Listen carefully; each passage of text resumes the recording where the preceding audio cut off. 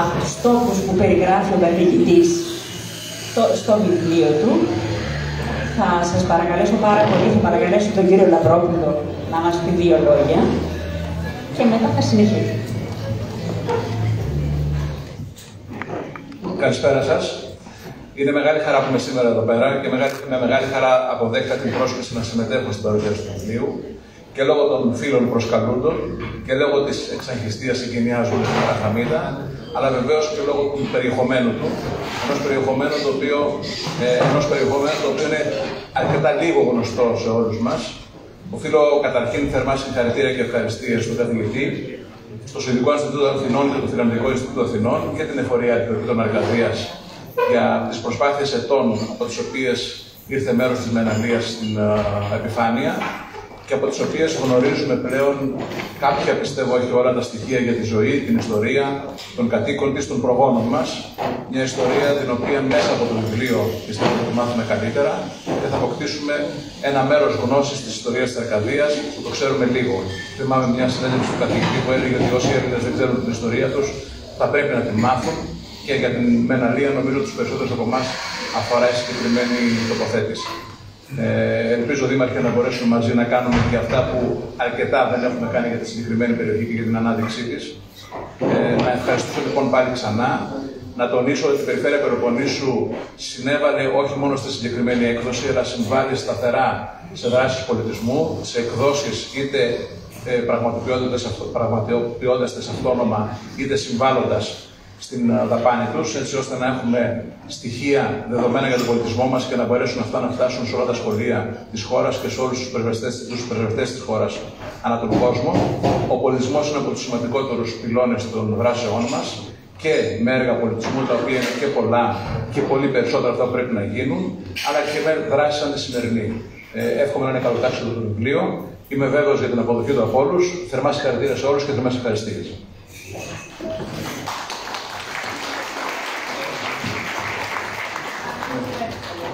Καλησπέρα και από μένα. Καταρχάς, να καλωσορίσω στην Τρίπολη τον καθηγητή για άλλη μια φορά και βέβαια την κυρία Δημοπούλου, την εξαιρετική παρουσιάστρια του βιβλίου, όπως θα ακούσουμε σε λίγο. Το παράδοξο εδώ είναι ότι θα μάθουμε ή μαθαίνουμε την ιστορία της περιοχής μας από έναν άνθρωπο ο οποίος έχει έρθει από χιλιάδες χιλιόμετρα μακριά, από τον καθηγητή τον κύριο Φορσέ. Έστω και έτσι όμως είναι πολύ σημαντικό η δουλειά που έχει κάνει για πάρα πολλά χρόνια, για δεκαετίες, ο καθηγητής κ. Φορσέ, στη συνεργασία πάντα και με την τοπική εφορία αρχαιοτήτων, αλλά και με το Σουηδικό και Φιλανδικό Ινστιτούτο, Αρχαιολογικό Ινστιτούτο. Και ένα κομμάτι αυτής της δουλειάς παρουσιάζεται στο βιβλίο που σήμερα έχουμε την τιμή να παρουσιαστεί στο κοινό της Τρίπολης και νομίζω ότι δεν θα πρέπει το βιβλίο αυτό να λείπει από τη βιβλιοθήκη κανενός Αρκάδου. Ο Δήμος Τρίπολης ως όφιλε συμμετείχε και συμμετέχει στην έκδοση αυτού του βιβλίου, στηρίζει την έκδοση αυτού του βιβλίου ακριβώς για αυτό το λόγο, γιατί είναι ένα βιβλίο που παρουσιάζει την ιστορία της περιοχής μας, η οποία δυστυχώς για μας, και αυτό έχει να κάνει νομίζω γενικότερα με την εκπαίδευση και το εκπαιδευτικό σύστημα της χώρας μας, δεν τη γνωρίζουμε εμείς οι Αρκάδες ή δεν τη γνωρίζουμε εμείς οι ίδιοι πολύ καλά, εμείς οι ίδιοι οι Έλληνες.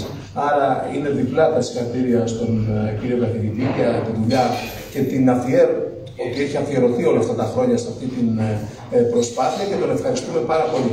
Βέβαια, ευχαριστούμε και όλους όσους συνέβαλαν και τον εκδοτικό οίκο και όλους όσους συνέβαλαν στην έκδοση αυτού του βιβλίου. Τέτοιες πρωτοβουλίες, όπως είπαμε, εκτός ότι μας κάνουν να γνωρίσουμε την ιστορία μας, νομίζω αναβαθμίζουν και το πολιτιστικό επίπεδο μιας περιοχής, όπως είναι η περιοχή μας, η οποία έχει πλούσια ιστορία, εξαιρετική ιστορία, την οποία οφείλουμε όλοι οι θεσμικοί φορείς και ο Δήμος και η Περιφέρεια και η Πολιτεία και όλοι οι φορείς να την αναδείξουμε, να την προβάλλουμε, γιατί νομίζω ότι ένα πρόβλημα που έχουμε σαν περιοχή είναι ότι την ιστορία μας δεν την προβάλλουμε, που είναι πλούσια όπως είπα, και γενικά όλο το πολιτιστικό απόθεμα της περιοχής μας δεν το προβάλλουμε όπως θα πρέπει. Και όχι για λόγους τουριστικούς, για να έρθουν επισκέπτες στην περιοχή μας, είναι και αυτός ένας λόγος, αλλά νομίζω το οφείλουμε την ιστορία μας να την προβάλλουμε παντού, έτσι ώστε να είμαστε περήφανοι καταρχάς για την ιστορία μας και να την προβάλλουμε. Η Αρκαδία και η Τρίπολη, η περιοχή της Τρίπολης, του Δήμου Τρίπολης, μπορεί να είναι πολύ γνωστή για την συμμετοχή της στην Επανάσταση του 1821, αλλά έχει από ό,τι φαίνεται και από το βιβλίο που θα διαβάσουμε όλοι και από τους νόους που έχουμε, έχει μια ιστορία χιλιετιών. Είναι μια περιοχή η οποία κατοικήθηκε πολλά χρόνια πριν τη γέννηση του Χριστού, είχε αναπτυχθεί και υπήρχαν πόλεις δυνατές π.Χ. πολλά χρόνια π.Χ. και νομίζω ότι αυτό όλοι οφείλουμε και είναι υποχρέωσή μας να το αναδείξουμε. Συγχαρητήρια κύριε καθηγητά, σας ευχαριστούμε πάρα πολύ για ό,τι έχετε κάνει για την περιοχή μας και εύχομαι το βιβλίο αυτό να είναι καλοτάξιμο και ελπίζω, όπως είπα, να κοσμεί τις βιβλιοθήκες όλων μας. Ευχαριστώ πολύ. Επειδή τον κύριο Μαυρόπουλο και τον κύριο Τζούμι τους ξέρετε όλους, θα μου επιτρέψετε να συστήσω και να μιλήσω για την Αθηνά και για τον Μπιόρν. Η Αθηνά είναι από την Ασσέα. Είναι καθηγήτρια στο Πανεπιστήμιο στην Νομική Αθηνών, στον τομέα του Ιστορία του Δικαίου και Ρωμαϊκού Δικαίου. Είναι κόρη του Αριστίδη Δημόπουλου και δυσεγγονή του Σπετσερόπουλου, που όλοι ξέρετε πόσο μεγάλος ευεργέτης ήταν στην Τρίπολη και στην Ασσέα και στην Αθήνα και στο Κάιρο και παντού. Έχω πολλά λόγια να πω για την Αθηνά, αλλά δεν θέλει, οπότε θα περιοριστώ εδώ. Το Μπιόρν Φορσέν τον έχω συναντήσει εδώ και 35 χρόνια. Συναντηθήκαμε στο αεροδρόμιο στην Αθήνα κάποια στιγμή και μου λέει: νομίζω πως ξέρω, είσαι από την Ασσέα. Λέω: μάλιστα, και εσείς? Εγώ, μου λέει, είμαι ο αρχαιολόγος που κάνω ανασκαφές στον Αγιολιά. Είναι καθηγητής στο Πανεπιστήμιο στο Χελσίνκι, του πολιτισμού, της λογοτεχνίας και της φιλοσοφίας, αν δεν κάνω λάθος, κύριε Φορσέν. Κάνω, δεν ξέρω. Στην ιστορία μόνο. Ωραία, γιατί διάβασα το βιογραφικό σου και είχε και άλλα πράγματα. Έχει δώσει ζωή στην περιοχή μας ο Μπιόρν Φορσέν, με τους φοιτητές του, με τους ανθρώπους που φέρνει, με καθηγητές από όλα τα πανεπιστήμια. Πρέπει να ξέρουμε όλοι μας ότι ο Μπιόρν έχει κάνει την περιοχή της Ασσέας και τώρα που κάνει την ανασκαφή στην Αγία Παρασκευή στην Αραχαμίτα, μας έχει κάνει γνωστούς σε όλο τον κόσμο. Μιλάει για την Ασσέα και για την Αραχαμίτα και για όλη την Αρκαδία σε όποιο συνέδριο πάει. Του χρωστάμε πολλά ευχαριστώ. Δίνει ζωή στα χωριά μας το καλοκαίρι με όλους τους φοιτητές που φέρνει. Και ένας άλλος λόγος να τον ευχαριστήσουμε. Και εδώ θα δώσω τον λόγο στην κυρία Δημοπούλου. Θέλω μόνο να σας πω και να ευχαριστήσουμε κι εμείς και την Περιφέρεια και το Δήμο και το Σύλλογο των Εναθήνες Αραχαμιτέων και τον κύριο Φορσέν που συνέβαλαν για την έκδοση αυτού του πανέμορφου βιβλίου. Θα σας πει ο Μπιόρν πραγματικά ποιος είναι ο λόγος, αλλά εγώ θα καμαρώσω, γιατί εμείς που έχουμε τον Αγιολιά πάνω από το κεφάλι μας λέει ότι είναι το Μέναλον. Μετά το τέλος της ομιλίας του κύριου Φορσέν μπορείτε να ρωτήσετε αν έχετε ερωτήσεις, απορίες και προχωράμε. Σας ευχαριστώ πολύ. Αθηνά σου δίνω το.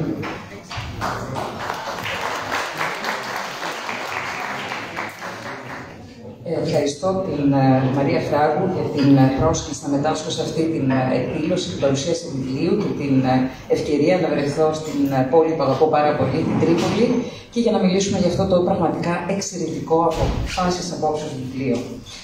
Το βιβλίο του Μπιόρν Φορσέν μου έδωσε και εμένα την ευκαιρία να μάθω πάρα πολλά για την αρκαδική μου καταγωγή.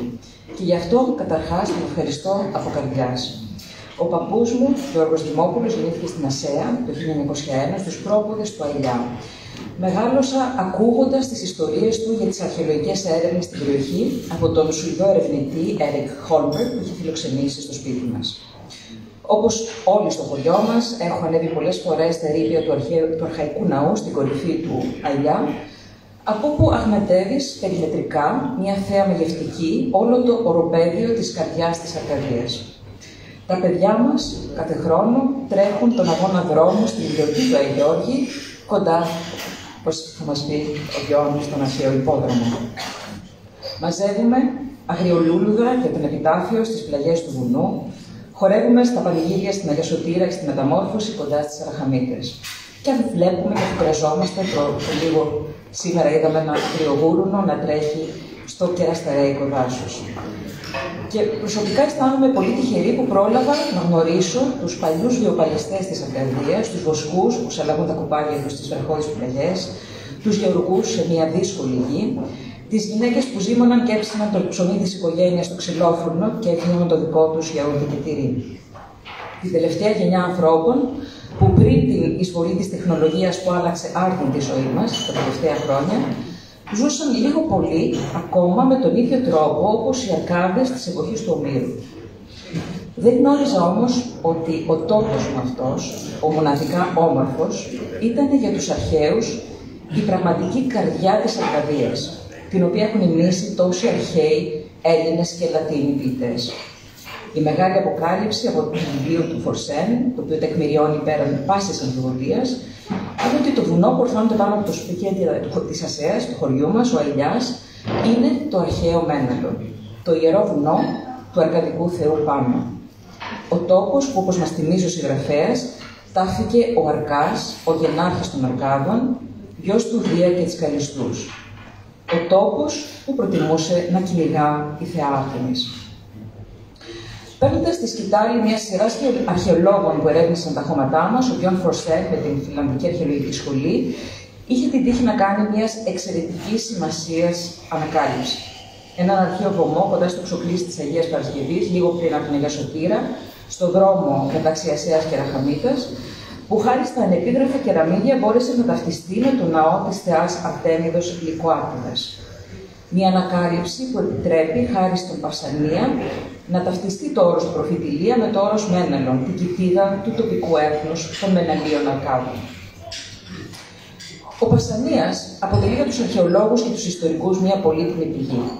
Έζησε τον 2ο αιώνα μετά Χριστόν, την εποχή των Ρωμαίων αυτοκρατόρων Αδριανού και Μάρκου Αυριλίου, και είχε την φαϊνή ιδέα να ταξιδέψει ανά την Ελλάδα, καταγράφοντας βήμα-βήμα τι έβλεπε, στον πρώτο εμπεριστατωμένο ταξιδιωτικό οδηγό της ιστορίας, το Ελλάδος Περιήγησης. Διαβάζοντάς το, μπορούσε κανείς να ταξιδέψει με τη φαντασία του στις περιοχές που επισκέφθηκε, όπως περίπου κάνουμε σήμερα βλέποντας τις ταξιδιωτικές εκπομπές.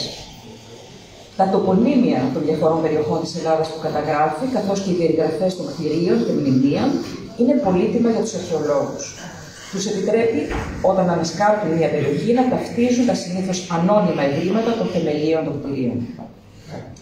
Η μεγάλη τύχη στην ανασκαφή του ιερού κοντά στις Αρχαμίτες ήταν ότι βρέθηκαν ενεπίγραφα κεραμίδια με τις λέξεις Άρτεμις Λυκάονος. Και εδώ βλέπουμε τη σημασία των αρχαίων επιγραφών που αποτελούν μια αδιάσυστη μαρτυρία. Τα κεραμίδια κατέγραφαν ποια είναι η κυρά του ιερού, η θεά Άρτεμις της Λυκόας, μιας πόλης που βρισκόταν εκεί κοντά, και προφανώς της Αρκαδίας στην εποχή που υπήρχαν άφθονοι λύκοι. Επιτρέποντας τα κεραμίδια αυτά να ταυτιστεί ο δομός με αυτόν που αναφέρει ο Παυσανίας ότι βρισκόταν στην αρχαία διαδρομή μετά τη Μεγαλόπολη στους πρόποδες του Μενάριου Όρους. Κάτι το οποίο με τη σειρά του, όπως μας εξηγεί ο Μπιόν Φορσέ, επιτρέπει να βάλουμε στη σωστή σειρά τα κομμάτια ενός αρχαίου πάζλ τοπονημίων, αναπλάκοντας ορθά την ευρύτερη τοπογραφία της περιοχής και ταυτίζοντας τα διάφορα ιερά των κορυφών. Λύνοντας έτσι οριστικά μια σκαζοκεφαλιά για την οποία εδώ και πάνω από έναν αιώνα οι αρχαιολόγοι είχαν διατυπώσει διάφορες υποθέσεις. Το βιβλίο τεκμηριώνει ότι το βουνό του Αηλιά πάνω από τη σημερινή Ασσέα είναι το αρχαίο Μέναλον, στην κορυφή του οποίου δέσπωσε κάποτε ο αρχαϊκός δωρικός ναός της Αθηνάς και όπου λίγο παραδίπλα υπήρχε αρχαίος υπόδρομος και στάδιο. Εκεί που οι αρχαίοι Αρκάδες γιόρταζαν τις δικές τους πανηγύρις. Μία λέξη που χρησιμοποιούμε ανελιπώς από την εποχή του Πίνδαρου για τις εορταστικές συνάξεις των Ελλήνων επ' αφορμή της λατρείας παλιότερα των θεών και στη συνέχεια των Αγίων μας. Εκεί, στα υψίπεδα του Μενάριου, οι αρχαίοι Αρκάδες μαζεύονταν για να προσευχηθούν, να αγωνιστούν στον δρόμο ή μετάλογα, να μοιραστούν σε σκηνιό γεύματα ζωντανά που θυσίαζαν ως προσφορά στους θεούς, να χορέψουν και να ανταλλάξουν απόψεις σε αυτή την πρώτη μορφή λαϊκής συνέλευσης που αποτελεί το πανηγύρι. Το βουνό του Αηλιά λοιπόν είναι το αρχαίο Μέναλο και όχι το όρος της επάνω Χρέπας όπου λειτουργεί το χημοδρομικό. Ένα μυθικό βουνό, ο πυρήνας του μύθου της Αρκαδίας ως γενέθλιας γης του Αρκάδα. Εκεί κοντά Ίσως στην Αγιά Σωτήρα, μας λέει ο Μπιόν Φορσέν, ένα τρίστατο στην αρχαιότητα, όπου και σήμερα συναντιόνται 3 δρόμοι, ήταν ο τάφος του Αρκάδου, του μυθικού γενάρχη των Αρκάδων. Και συνδημόσυνο στη μνήμη του συνέδρια στις πανηγύρεις και στους αγώνες προς τιμήν του οι απανταχού Αρκάδες.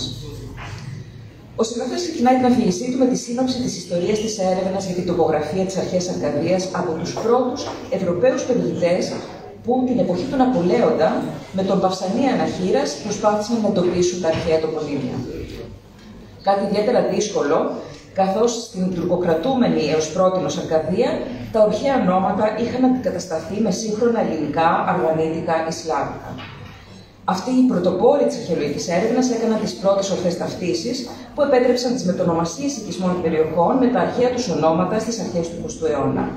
Μία από αυτές είναι το χωριό μου, η παλιά Καντρέβα, που μετονομάστηκε σε Ασσέα. Ο συγγραφέας συνοψίζει την ιστορία των ανασκαφών στην κεντρική Αρκαδία κατά τον 20ο αιώνα, ξεκινώντας από τον παλιό έθρο αρχαιοτήτο του Κωνσταντίνο Ρωμαίο, στη συνέχεια τις έρευνες του Σουηδού ερευνητή Έρικ Χόλμπεργκ στο Παλιόκαστρο και στον Αγιά, της Ιταλικής αρχαιολογικής ανασκαφής στην εποχή του πολέμου, την εκτεταμένη έρευνα του πρόωρα χαμένου Γιάννη Πίκουλα, που βοήθησε να αναστασταθεί το αρχαίο οδικό δίκτυο της εποχής. Είναι αυτά τα αυλάκια που βλέπουμε χαραγμένα στον βράχο για να περνούν οι ρόδες των αρχαίων αρμάτων σαν αντίστροφες ράγες. Επίσης, στις ανακαλύψεις του Θεόδωρου Σπυρόπουλου, τις κοινές ανασκαφές των σχολών της Νορβηγίας, Σουηδίας, Φινλανδίας, στον Αλιά και βεβαίως τις έρευνες της Άννας Καραπαγιανναγιώτου επευκαιρίας της Διεύθυνσης Αρχαιοτήτων Αρκαδίας, επευκαιρίας της διάνοιξης του νέου αυτοκινητοδρόμου Τρίπολης Καλαμάτας στο Παλάντιο, όπου ανακαλύφθηκε η αρχαία αγορά της πόλης και οι αρχαίες αιμονιές. Και βέβαια την έρευνα του ίδιου του συγγραφέα που εδώ και 30 χρόνια ερευνά τα χώματα της Αρκαδίας.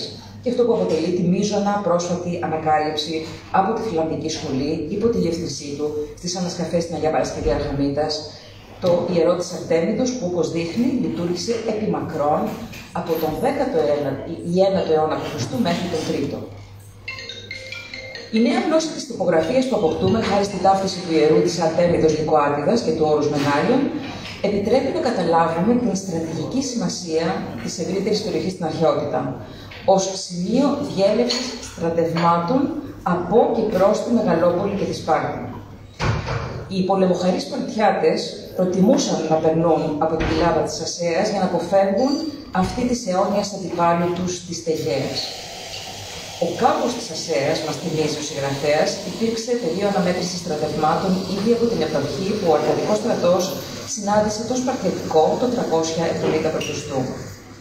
Λίγα χρόνια μετά, το 318, στον κάμπο της Ασσέας διέσχισαν 65 πολεμικοί ελέφαντες, που και τι δεν θα είχαν δει τα μάτια τους από τη μακρινή Ινδία, όπου μαζί με τους 25.000 στρατιώτες του Πολυπέρχοντος, στρατηγού του Μεγάλου Αλεξάνδρου, έφτασαν εδώ όταν επιχείρησε να επιτεθεί στη Μεγαλόπολη που τελούσε υπό τον έλεγχο του Κασάνδρου, σε μία από τις ατελείωτες συγκρούσεις των διαδόχων του Αλεξάνδρου για τον διαμερισμό του βασιλείου του. Η αρχαία Μαναλία μας εξηγεί ο συγγραφέας συγκροτείται από 11 πόλεις ή πολίσματα. Το τι συνιστά πόλη για τα μέτρα της αρχαιότητας, δηλαδή μια αυτόνομη κρατική οντότητα, έχει απασχολήσει τους ιστορικούς. Οι σχετικές ενδείξεις περιλαμβάνουν την ύπαρξη τυχών και ακρόπολης που παραπέμπουν σε οργανωμένη στρατιωτική άμυνα. Και ιδίως τα νομίσματα που κόβονται από την πόλη και φέρνουν χαραγμένα τα δικά της ξεχωριστά εμβλήματα. Τέτοια τείχη, ακρόπολη και νομίσματα διαθέτουν η αρχαία Ασσέα, το Παλάντιον, ο Ηλισσόν και η Διπέα.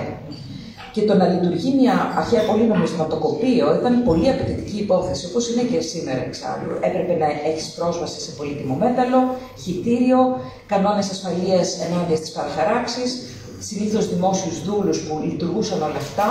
Όλα αυτά δείχνουν στοιχεία κρατικής οργάνωσης.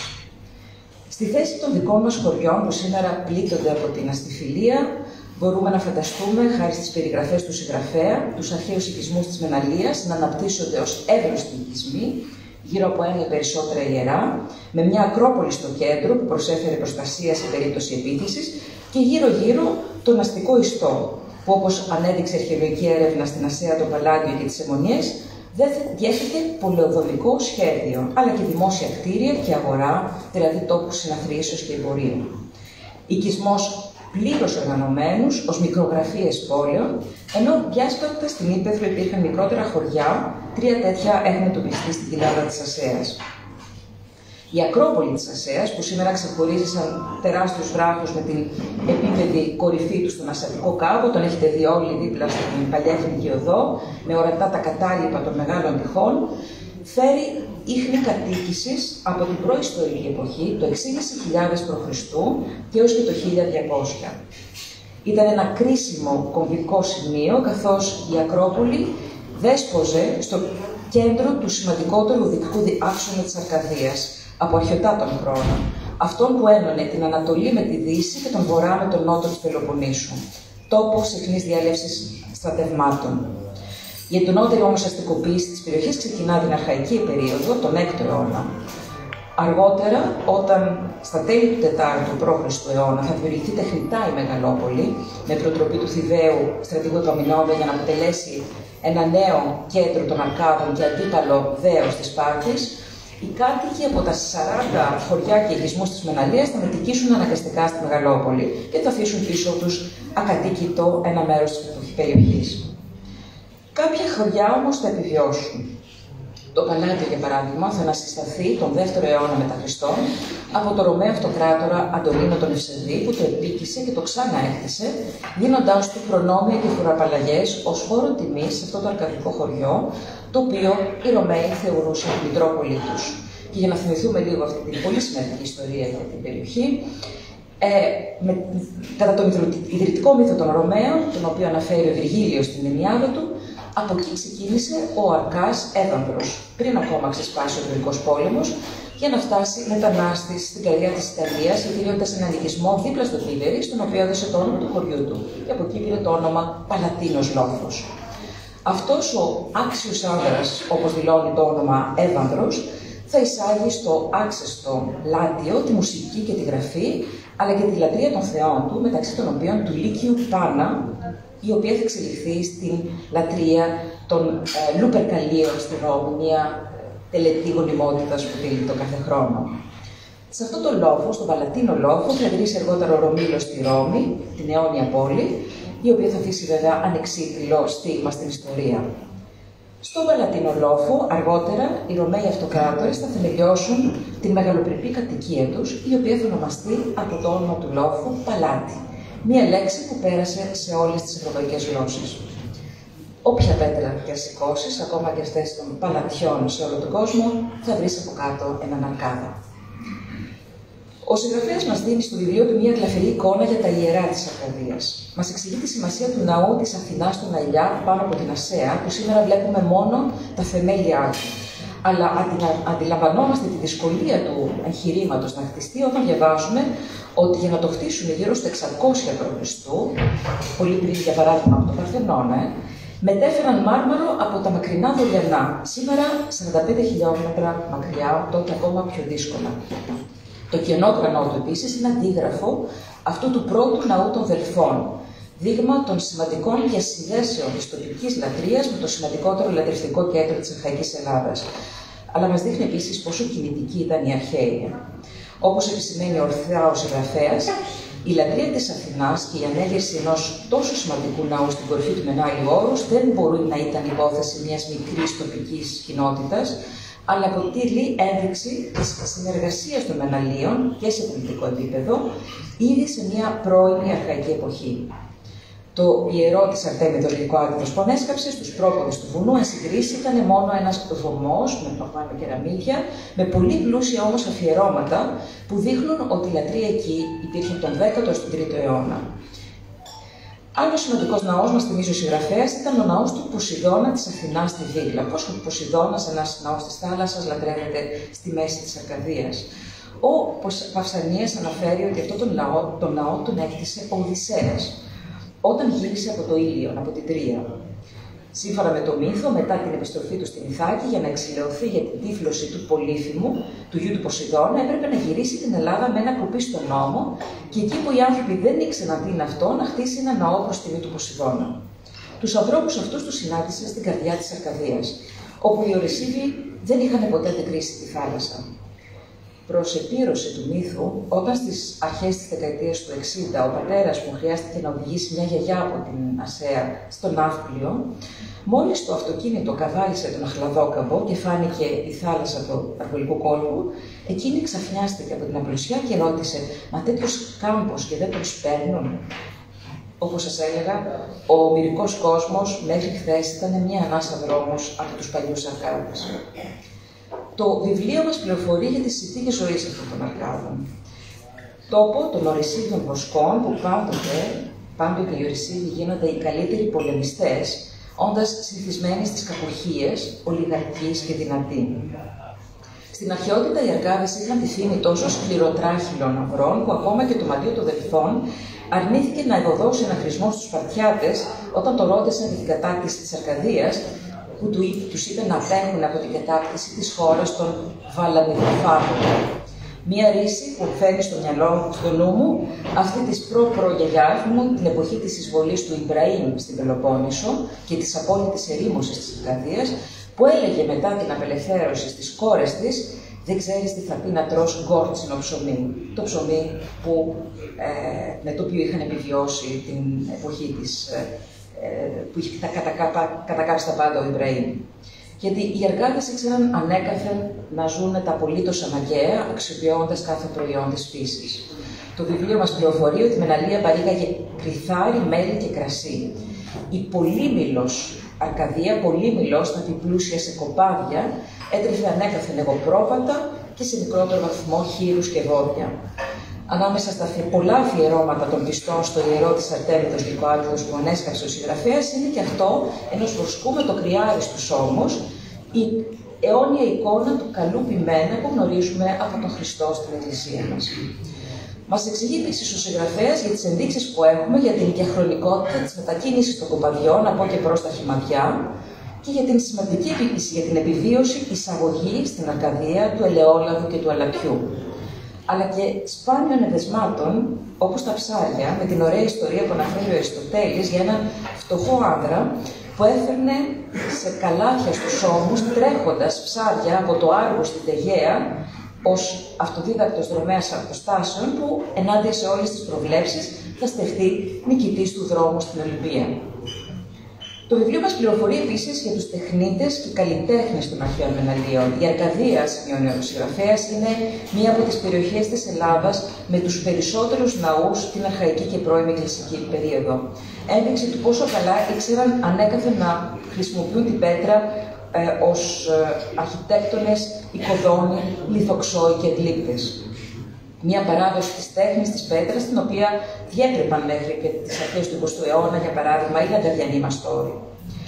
Για τους γλύπτες μαθαίνουμε για τον Νικόδαμο από την Μεναλία, τον οποίο αναφέρουν συχνά οι αρχαίες πηγές, ότι φιλοτέχνησε αγάλματα νικητών σε αγώνες στην Ολυμπία και στους Δελφούς, δεχόμενος παραγγελίες μέχρι και από τον μακρινό τάραντα της Μεγάλης Ελλάδας στην Νότια Ιταλία.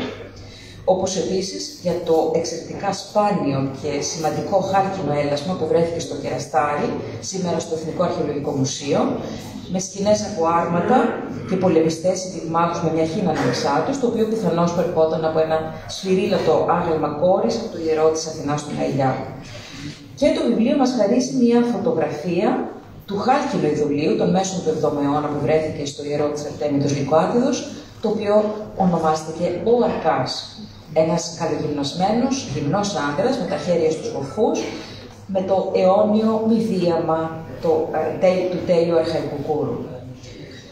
Ο συγγραφέας μας πληροφορεί για αυτούς τους λαμπρούς αθλητές της αρχαίας Μεναλίας, τους δυνατούς αρκάδες που για έναν αιώνα, από το 472 στο 472 π.Χ., θα είναι οι απόλυτοι κυρίαρχοι και πρωταθλητές σε αριθμό νικών στην Ολυμπία, σημειώνοντας 24 Ολυμπιακές νίκες στην πάλη, την πυγμαχία και το παγκράκιο. Το παγκράκιο ήταν η σκληρότερη μορφή πυγμαχίας όπου επιτρέπονταν όλα τα χτυπήματα.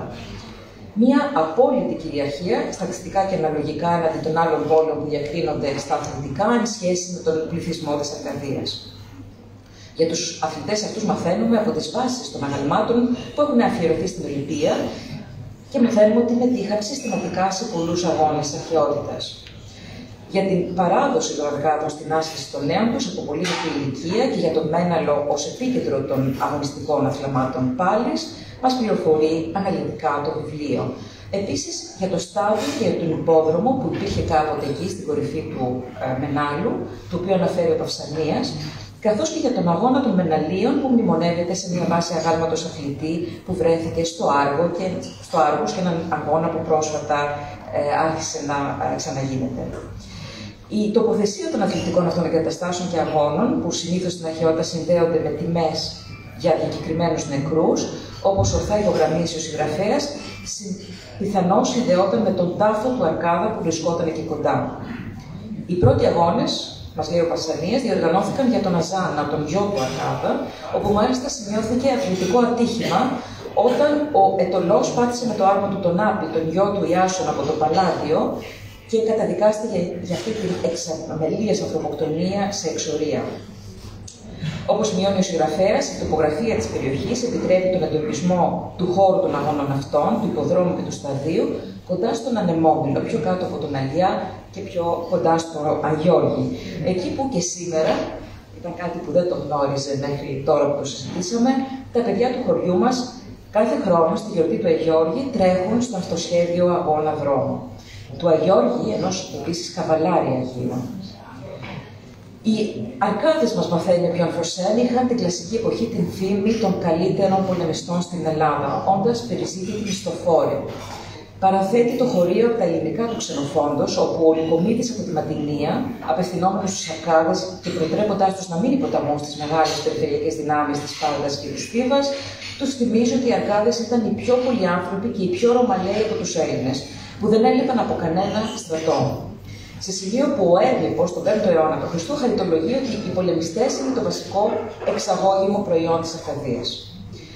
Μας θυμίζει ο συγγραφέας ότι από τους Μύριους του Ξενοφόντα, τους 10.000 μισθοφόρους που πήραν μέρος στην εκστρατεία με τον Κύρο στα βάθη της Μικράς Ασίας το 401, οι 4.000 ήταν Αρκάδες, δηλαδή σχεδόν οι μισοί. Ήταν λοιπόν πάμπολοι Αρκάδες ανάμεσα σε αυτούς που όταν το εκστρατευτικό σώμα βρέθηκε ακέφαλο και αναγκάστηκε να βρει το δρόμο του στα τυφλά από τα βάθη της Μικράς Ασίας έως την Τραπεζούντα, μέσα από κατουχίες και από ενέδρες, αναφώνησαν το περίφημο «θάλατα, θάλατα», ξεσπώντας σε κλάματα όταν αντίκρισαν τη θάλασσα, το εισιτήριο και το δρόμο της επιστροφής των Ελλήνων προς την πατρίδα. Το 10% των ενήλικων Αρκάδων, μας πληροφορεί ο συγγραφέας, βιοπορίζονταν ως μισθοφόροι, ένδειξη της αδυναμίας του φτωχού σε δεδόμινες γέες του τόπου να θρέψει τα στόματά του. Μια ιστορία αναζήτησης καλύτερης τύχης μακρινούς τόπους που η Αρκαδία θα ζήσει ξανά και ξανά μέχρι και τη σύγχρονη εποχή. Μαθαίνουμε χάρη στο βιβλίο πως ένας από τους Αρκάδες που πολέμησαν με τον Αλέξανδρο, έχοντας επομένως φτάσει πεζή μέχρι την Ινδία και επιβιώσει από 1002 κινδύνους, μετά την επιστροφή τους στην πατρίδα του, έσωσε τη Μεγαλόπολη από τους 65 πολεμικούς ελέφαντες του Πολυπέρχοντος, καθώς είχε μάθει το χειρισμό τους εκεί.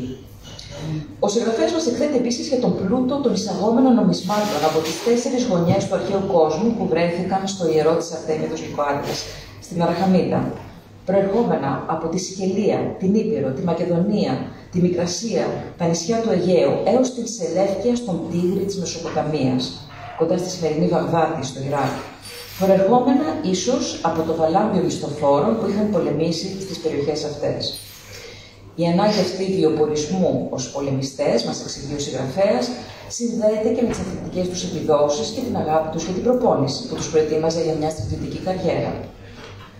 Ανάμεσα στους Μενάλιους πολεμιστές, ο Φόρμης, που πολέμησε με τους τυράννους της Σικελίας, Γέλωνα και Ιέρωνα, συνέβαλε στην απόθεση των Καρχεδονίων από τους Έλληνες στη μάχη της ημέρας το 480, μια μάχη που κατά τις αρχαίες πηγές έγινε μαζί με την Ευμαχία της Αλαμίνας. Μία μάχη κρίσιμη για την επιβίωση του ελληνισμού στη Σικελία, από την οποία μάλιστα πρόσφατα ανακαλύφθηκαν και οι μαζικοί λάθη των Μεσόντων στη Σικελία. Όπως εικάζει ο συγγραφέας, ο Φόρμης μετήχε σε μια καταδρομική επιδρομή με άλογα μέσα στις τάξεις του εχθρού, παριστάτοντας τους συμμάχους τους, ένα κατόρθωμα καθοριστικό για την έκβαση της μάχης, το οποίο τον έκανε τόσο ξακουστό και πλούσιο, που ήταν σε θέση να προσφέρει αναθήματα στην Ολυμπία και στους Δελφούς. Τα στιβλέματα αγαλμάτων που προσέφερε στην Ολυμπία, μεταξύ των οποίων μια φοράδα τόσο ζωντανή στη μορφή που ξεγέλαγε τους επιβίτορες, περιγράφει γλαφυρά ο Παυσανίας. Ο συγγραφέας προσθέτει όμως ότι ο Φόρμης, το όνομα του οποίου είναι σπάνιο, ίσως είναι το ίδιο πρόσωπο που διακρίθηκε και ο συγγραφέας κομμωδιών στα ανάκτορα των Σιρακουσών, όπως αναφέρει ο Αριστοτέλης.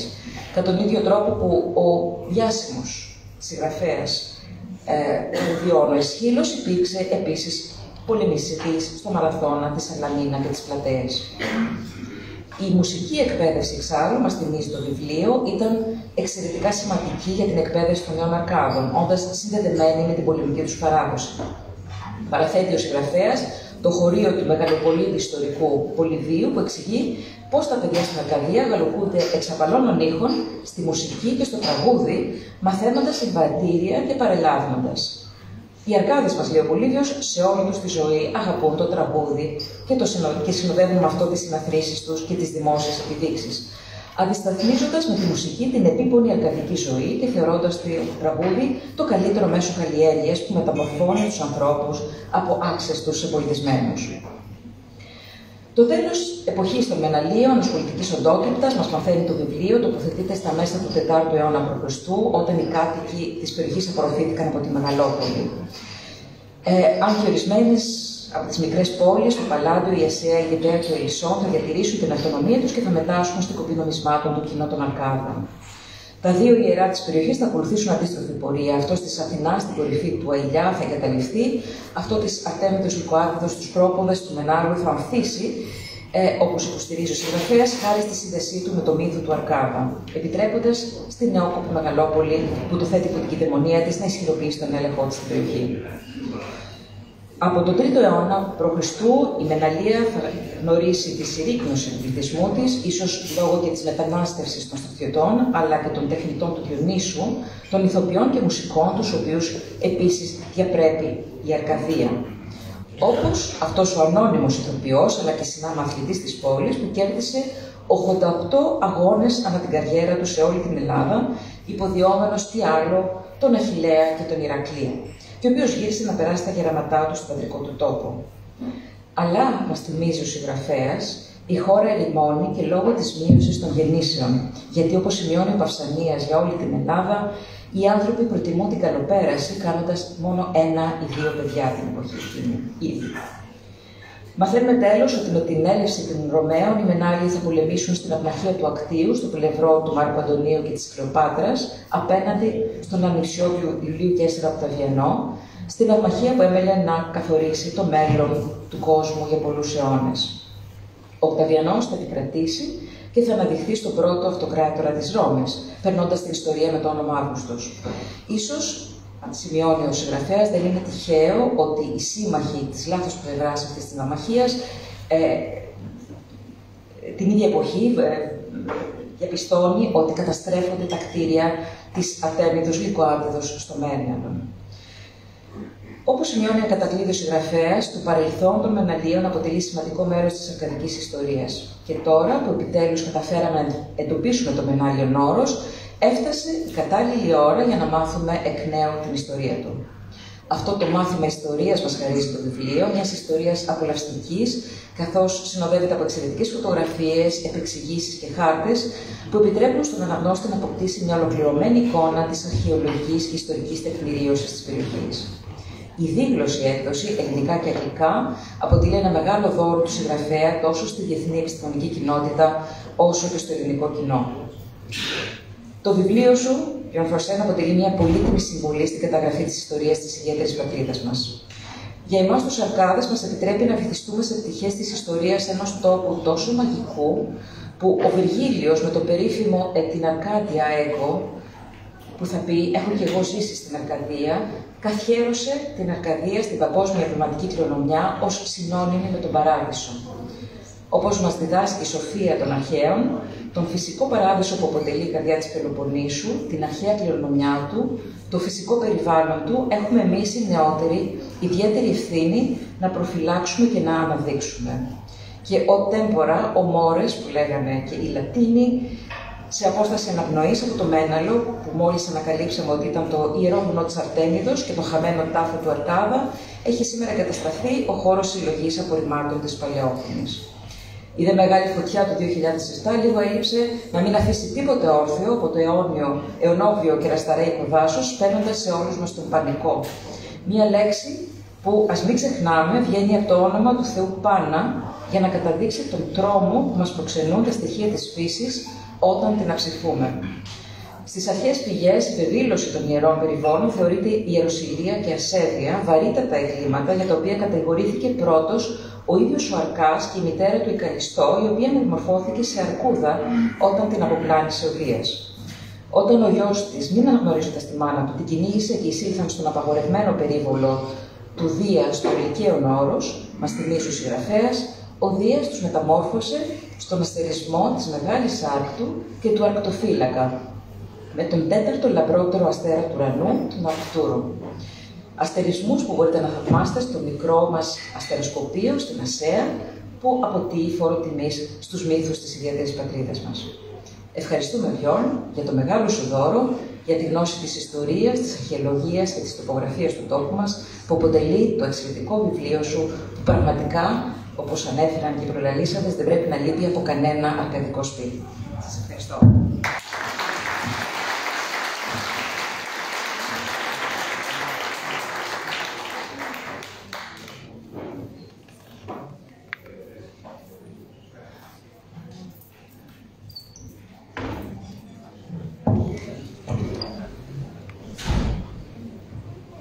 Αξιότιμε κύριε Αντιπεριφεράρχη, αξιότιμε κύριε Δήμαρχε, αγαπητοί συνάδελφοι και φίλοι, κυρίες και κύριοι. Κρίνω σκόπιμο να σας διηγηθώ ορισμένα από τα γεγονότα που οδήγησαν σε αυτή εδώ τη στιγμή. Ελπίζω μόναχα να μην σας κουράσω με αυτή τη μικρή αναδρομή στο παρέλθον. Ας ξεκινήσουμε λοιπόν. Η πρώτη φορά που επισκέφτηκα την Τρίπολη ήταν τον Ιούλιο του 1983,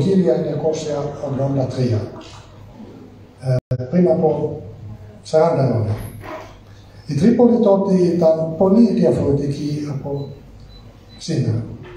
Ήταν μια ορεινή πόλη χωρίς ιδιαίτερες επαφές με τον έξω κόσμο. Έφτασα με λεωφορείο από τον Πύργο μέσω Λαγκαντιάς και Βιτίνας, ύστερα από μια διαδρομή περίπου 4 ώρων. Και έφυγα ξανά με λεωφορείο για Αθήνα, όπου έφτασα μετά από 5 ώρες μέσω Άργους και Κορίνθου. Ακόμα θυμάμαι καθαρά τη γεμάτη με τρομακτικές στροφές διαδρομή του Κολοσούρτη προς τον κόλπο της Αργολίδας, μέσα σε ένα κατάμεστο λεωφορείο, κατά μεσήμερο, με θερμοκρασίες που αγγίσαν τους 40 βαθμούς και τον οδηγό του λεωφορείου να πέσει το «Απόψε κάνεις μπαμ» του Τσιτσάνη στη διαπασόν, ενώ ταυτόχρονα όλοι οι επιβάτες τραγουδούσαν μαζί. Όταν επέστρεψα 10 χρόνια αργότερα, το 1993, η Τρίπολη και η Αρκαδία είχαν αλλάξει. Πλέον η Τρίπολη ήταν προσιτή μόνο σε 2 ώρες από την Αθήνα, μέσω ενός εντυπωσιακού νέου δρόμου. Η Αρκαδία δεν ήταν πια απομονωμένη από την υπόλοιπη Ελλάδα. Μαγεμένος όπως ήμουν από τα αρκαδικά τοπία, ήδη από το 1983, και με την Αρκαδία να έχει έρθει πιο κοντά στην Αθήνα, αποφάσισα μαζί με την τότε σύζυγό μου να ξεκινήσω ένα ερευνητικό πρόγραμμα που θα επικεντρωνόταν στην κοιλάδα της Ασέας. Σουηδοί αρχαιολόγοι, όπως άκουσαμε, είχαν δουλέψει ήδη στην περιοχή κατά τη δεκαετία του 1930 Και η έρευνα μας είχε την υποστήριξη του Σχολικού Ινστιτούτου Αθηνών. Σε τοπικό επίπεδο λάβαμε βοήθεια από τη Μαρία Φράγο, την οποία γνωρίσαμε από πριν, μέσω της δουλειάς της στην αεροπορική εταιρεία Scandinavian Airlines. Από τότε επιστρέφω σχεδόν κάθε χρόνο, αρχικά πραγματοποιώντας επιφανειακές έρευνες και στη συνέχεια ανασκάπτοντας τον δωρικό ναό στην κορυφή του Αϊολία, του Καντρέβα, ενώ από το 2006 και 2006 πραγματοποιούνταν ανασκαφικές έρευνες στην Αγία Παρασκευή Αραμίτας, υπό την αιγίδα πλέον του Φιλανδικού Ινστιτούτου Αθηνών. Από τον Δεύτερο Παγκόσμιο Πόλεμο μέχρι τις αρχές της δεκαετίας του 1990, ελάχιστες αρχαιολογικές έρευνες είχαν γίνει σε αυτό το τμήμα της Αρχαδίας. Ωστόσο, υπήρχε μία σημαντική εξαίρεση. Το έργο της τεκμηριώσης του αρχαίου οδικού δικτύου, που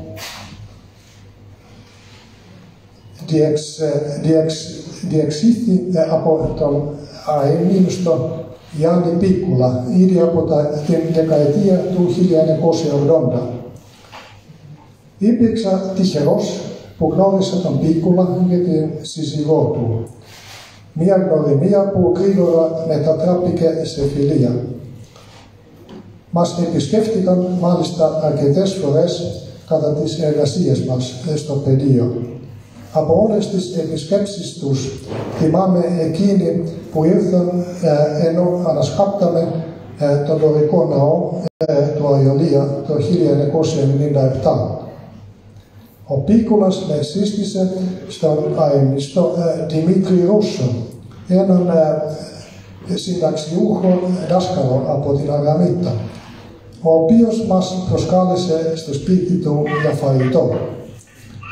Κατά τη διάρκεια του φαγητού προσπάθησε αυτός να μας πείσει ότι το αρχαίο Μενάλαιον πεδίο ταυτίζονταν με την κοιλάδα της Αγαμίτας, οπότε το Μενάλαιον όρος θα έπρεπε να είναι το βουνό του Αϊολιά.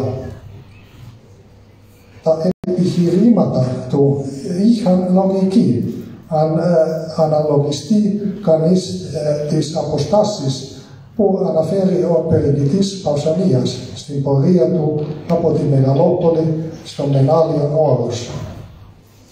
Ωστόσο, εμείς δεν τον πιστέψαμε. Η ταύτιση του Μεναλίου όρους με την επιβλητική κορυφή της επάνω Ρέπας, νότιο-δυτικά της Βιτίνας, από τον Σιγματάρχη Λίκ το 1805 θεωρούνταν ως κάτι δεδομένο από την ακαδημαϊκή κοινότητα. Η οποιοδήποτε απόπειρα διαφωνίας θα ήταν καθαρή αυτοκτονία, παρόλο που η επάνω Ρέπα βρισκόταν σαφώς πολύ μακριά από τη Μεγαλόπολη, ώστε να ταιριάσει καλά με τις περιγραφές του Πασανία. Σε αυτό θα ήθελα να προσθέσω ότι κανένα αρχιτεκτονικό κατάλοιπο, ούτε από όσα αναφέρει ο Πασανίας στο Μενάλαιον όρος, δεν βρέθηκε ποτέ στην επάνω Ρέπα. Ούτε το ιερό της Αθηνάς, μας είναι το στάδιο και το υπόδρομο, ούτε ο ναός της Αρτέμιδος Λυκοάτιδος, αλλά ούτε και ο τάφος του Αρκά, γενάρχη των Αρκάνων, εντοπίστηκαν ποτέ στους πρόποδες του βουνού. Παρόλο λοιπόν που δεν συμφωνήσαμε με τον Ρούσο, δεν μπορούσα να ξεχάσω πόσο ζωντανή ήταν η συζήτηση στο τραπέζι του.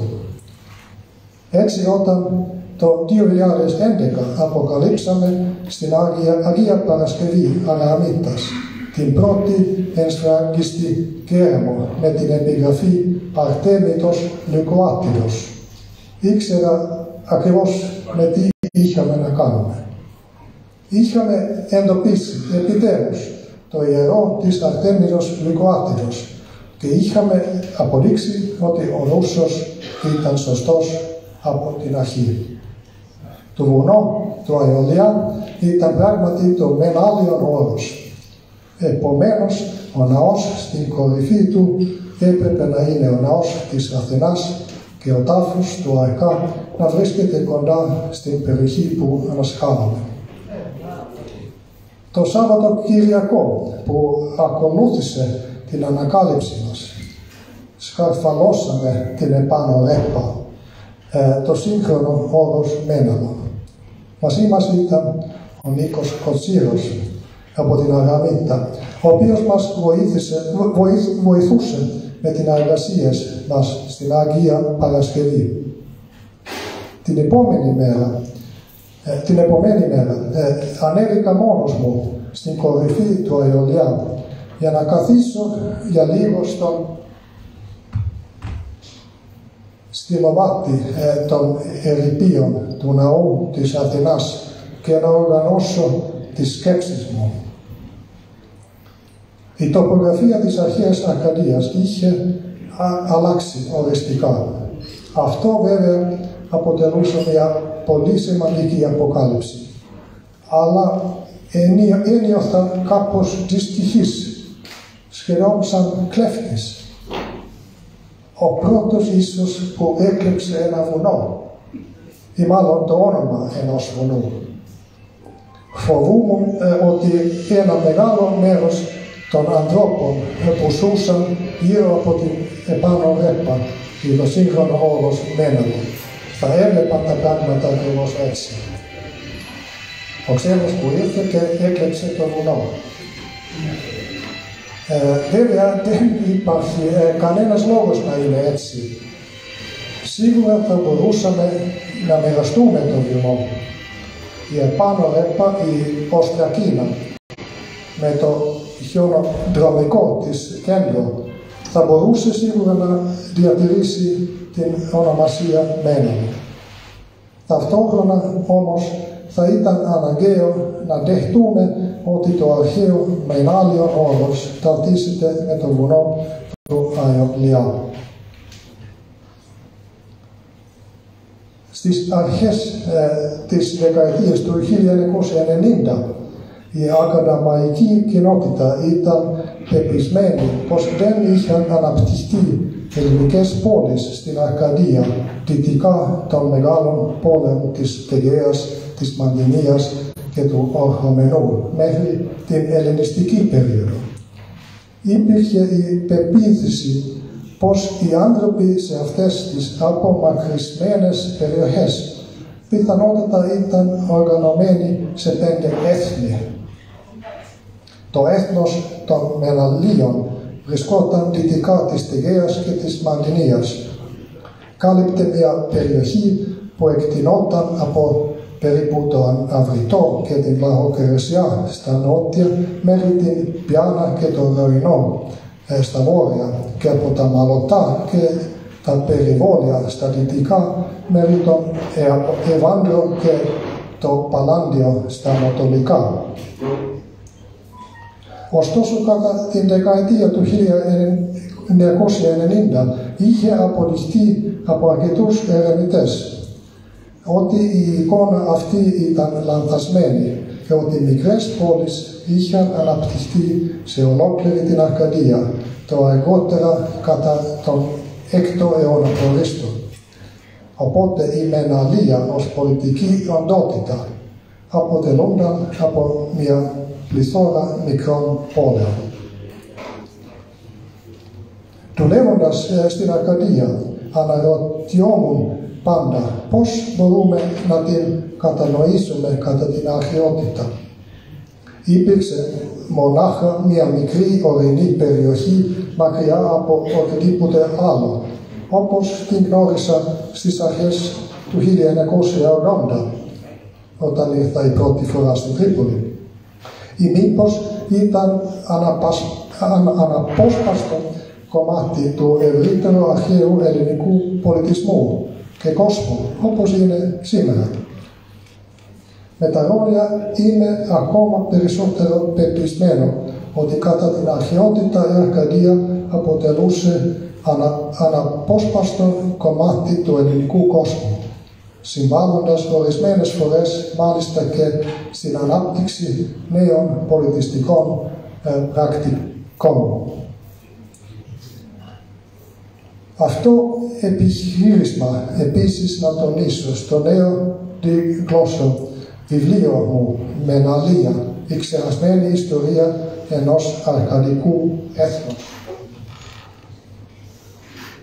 Μεταφέροντας τον αναγνώστη σε μια συναρπαστική περιήγηση που συνδέεται με ένα μεγάλο τμήμα του κόσμου της Μεσογείου. Το βιβλίο αυτό δεν αποτελεί την τελική δημοσίευση της αρχαιολογικής μας έρευνας στον Άγιο Ηλιά ή στην Αγία Παρασκευή, αλλά μια γενική επισκόπηση όσων γνωρίζουμε για τη Μεναλία αναφορικά με την ιστορία και την αρχαιολογία της. Έχει γραφτεί ως μια ακαδημαϊκή δημοσίευση βασισμένη στις τελευταίες έρευνες, με έναν δημοφιλή τρόπο, ο οποίος περιέχει μεγάλο αριθμό εικόνες, ώστε να είναι πιο προσιτό στο ευρύ κοινό, το οποίο περιλαμβάνει τόσο τους ντόπιους κάτοικους της Αρκαδίας, όσο και ξένους ερευνητές και φοιτητές. Το Μενάλιον όρος της Αρκαδίας ήταν γνωστό στην αρχαιότητα ως το Ιερό Βουνό του Θεού Πάνα και ως τόπος που τάφηκε ο Αρκάς, γενάρχης όλων των Αρκάδων. Κατά έναν τρόπο, λοιπόν, αντιπροσωπεύει την καρδιά της Αρκαδίας. Στη ρωμαϊκή βιβλιογραφία ήταν γνωστό ως σύμβολο του βουκολικού ιδεώδους, ενώ στην πρώιμη σύγχρονη εποχή υπήρξε το μοναδικό ελληνικό ή ευρωπαϊκό βουνό που μετατράπηκε σε αστερισμό δίπλα από εκείνους του Αρκτοφύλακα και της Μεγάλης Άρκτου. Πρόκειται για αστερισμούς οι οποίοι ήδη από την αρχαιότητα θεωρούνταν ότι απεικονίσουν τον Αρκά και τη μητέρα του Καλιστό. Τώρα λοιπόν που έχουμε εντοπίσει τον Μενάλιον όρος, μπορούμε για πρώτη φορά να συνδέσουμε την ξεχασμένη ιστορία του αρκαδικού έθνους των Μεναλίων. Πόλεις, γερά και οικισμοί μπορούν πλέον να περιγραφούν και να ταυτιστούν, ενώ οι αρχαίοι Μενάλοι ξαναζωντανεύουν όχι μόνο ως γεωργοί, βόσκοι και έμποροι, αλλά και ως εξέχοντες αθλητές, στρατιώτες, τεχνίτες και καλλιτέχνες που ανέπτυξαν τη δική τους καλλιτεχνική παράδοση. Οι τρεις αρχαίοι Μενάλοι, για τους οποίους γνωρίζουμε τα περισσότερα σήμερα, ο πρώτος είναι ο Νικόδεμος, ίσως ο πιο σημαντικός κλήκτης της Αρκαδίας, ο οποίος έζησε στα τέλη του 5ου και στις αρχές του 4ου αιώνα π.Χ. Ο Ανδρόστενες, ο οποίος κέρδισε στο Πανκράτιο σε 2 συνεχόμενους Ολυμπιακούς αγώνες, το 420 και 416 π.Χ. Και τέλος, όπως ακούσαμε, ο Φόρμης, ο οποίος υπηρέτησε ως μισθοφόρος του Γέλωνα και του Γέρουνα στη Σικελία, φτάνοντας μάλιστα σε τέτοια επίπεδα ευημερίας, ώστε κατάφερε να γίνει πολίτης των Σιρακουζών και να αφιερώσει αγάλματα του εαυτού του στην Ολυμπία και στους Τελφούς. Ο λόγος της τόσο μεγάλης επιτυχίας του πιθανότατα οφείλεται στην διάσημη μάχη της ημέρας το 480 π.Χ., στην οποία διαδραμάτισε σημαντικό ρόλο. Η μάχη αυτή, κατά την οποία ο Γκέλωνας και οι στρατιώτες του νίκησαν τους Καλχιδόνιους, έγινε σύμφωνα με την παράδοση την ίδια ημέρα με τη μάχη των Θερμοπυλών ή με τη μάχη της Σαλαμίνας. Ο Φόρμης ίσως να μην ήταν μόνο μισθοφόρος. Εξαιτίας της παλαιότητας του ονόματος Φόρμης, ο Μενάλαιος μισθοφόρος ίσως ήταν το ίδιο άτομο που έπαιξε σημαντικό ρόλο στην ανάπτυξη της μορφής της δραματουργίας και της ρίσης σκηνικών του θεατρικού χώρου στην παλιά κομμωδία, στα ανάκτορα του Γκέλωνας και του Γέρονας στις Σιρακούσες. Όπως ο πατέρας της τραγωδίας, Εσκύλος, πόλεμησε στις μάχες του Μαραθώνα, της Σαλαμίνας και των Πλατεών, έτσι και ένας από τους πρώτους κομικούς συγγραφείς, ο Φόρμης, από τη Μεναλία, πολέμησε στη μάχη της ημέρας. Πέραν τούτων, επιτρέψτε μου να σας δώσω ακόμα μερικά παραδείγματα αξιοθαύμαστων πολιτιστικών επιτευγμάτων της Μεναλίας. Το δωρικό καινογράμμα του ναού στον Αιωλία, ακούσαμε επίσης, είναι πιστό αντίγραφο, αν και μικρότερης κλίμακας, του καινογράμμου από τον ιστοροαρχαϊκό ναό του Απόλλωνα στους Δελφούς. Τα γλυπτά του αερτώματος από τον ναό της Αθηνάς Σωτήρας και του Ποσειδώνα στην Δίκλα αποτελούν με τη σειρά τους μοναδικά παραδείγματα της ύστερης αρχαϊκής περίοδου στην Αρκαδία και ανήκουν στα προημότερα του τι είδους πέραν των αντίστοιχων στην Κέρκυρα και στην Αθήνα. Το ιερό της Δίκλας έχει επίσης να προσφέρει ένα μοναδικό λίτινο ανάγλυφο δεδαλικού τύπου. Το παλαιόκαστρο Ασσέας έχει να επιδείξει δύο σπάνια καθιστά γυναικεία γράμματα της ύστεροαρχαϊκής περίοδου και Αραμίτα ένα μοναδικό μεμονωμένο γλυπτό Λέοντα που γνωρίζεται στον ύστερο 5ο αιώνα π.Χ. Ο Κεραστάρης τέλος, άλλο ένα χωριό στους πρόποδες του Μενάλιου όρους, δημιούργησε αυτό το εξαίσιο χάλκινο έλασμα, το οποίο μπορείτε να δείτε στο βιβλίο, με το οποίο ο Αθανάσιος Δίκλας τράβηξε την προσοχή μου. Πρόκειται για τμήμα ενός σφυρίλατου αγάλματος χώρης που γνωρίζεται μεταξύ του 650 και του 625 π.Χ. Το μοναδικό παράλληλο του βρίσκεται στην Ολυμπία. Απεικονίζεται πολεμιστές, ένας ημίωχος και δύο πυγμάχοι. Το ανάγλυφο αποτελεί τμήμα του διακόσμου του φορέματος της κόρης. Αν επιθυμείτε να μάθετε περισσότερα για αυτά τα περίτεχνα πολιτιστικά επιτεύγματα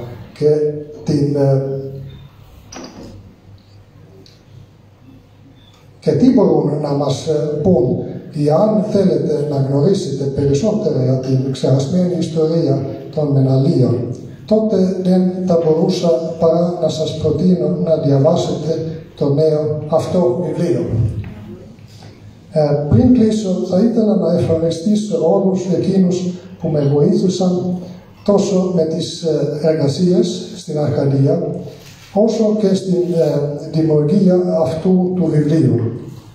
Λυπάμαι που δεν μπορώ να σας αναφέρω όλους ονομαστικά. Αρχικά λοιπόν θέλω να εκφράσω την αμέριστη ευγνωμοσύνη μου τόσο στους απογόνους των Μεναλίων, ορισμένους από τους οποίους έχω ήδη κατανομάσει, όσο και στην εφορία αρχαιοτήτων Αρκαδίας, που υποστήριξε και βοήθησε τόσο πολύ το έργο μας. Συνεχίζοντας, θα ήθελα να ευχαριστήσω θερμά το εκδοτικό οίκο Μελίσσα, τη Μαρία Φράγου, τη Μαρία Γουλουμπά, τη Μαρία Ματσούκου, τη Σαβίνε Βίρκε, όπως επίσης τους Αλεξάνδερ και Κλάους Βαλτίν φον Άικστετ για όλη την βοήθεια τους στην δημιουργία του βιβλίου μου. Επιπροσθέτως, αξίζει να υποθεί πως η παρούσα έκδοση δεν θα μπορούσε να πραγματοποιηθεί χωρίς την οικονομική βοήθεια που τόσο γενναιοδόρα πρόσφεραν το Ίδρυμα Αϊνρούτ, το Ίδρυμα Πύρμη, η Κατερίνα Κόκορη, ο Σύνδεσμος των Εναθήνας Αραμητέων και η Επιτροπή Βραβείων Αριστείας Πτυχιού Πανεπιστημίου Γιατρού Πάνου Κόκορη, ο Δήμος Τρίπολης και η Περιφέρεια Πελοποννήσου. Στο πλαίσιο αυτό αξίζουν ιδιαίτερες αναφοράς ο Δήμαρχος Τρίπολης Κώστας Τσιούμης και ο Αντιπεριφερειάρχης Ρίστος Λαμπρόπολος. Ευχαριστώ πολύ και ευχαριστώ πολύ για σας όλους για την προσοχή σας.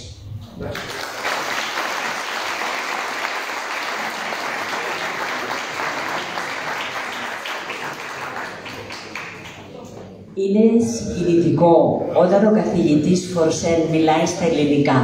Σε ευχαριστούμε πάρα πολύ. Είναι μεγάλη μας τιμή που τιμάς τη γλώσσα μας. Είναι συγκινητικό. Νομίζω ότι ήταν μια πάρα πολύ ωραία βραδιά. Ευχαριστούμε κύριε Τζίλη, κύριε Λαμπρόπουλε, Αθηνά και Πιόρον. Αν έχετε ερωτήσεις προς τον καθηγητή, είναι εδώ να απαντήσει σε οτιδήποτε θέλετε. Σας ευχαριστούμε πολύ για την παρουσία σας. Σας ευχαριστούμε που μας παρακολουθείτε και στην επόμενη έκδοση. Πότε θα γράψει το επόμενο βιβλίο? Θα δούμε. Ευχαριστούμε πάρα πολύ. Καλό σας βράδυ.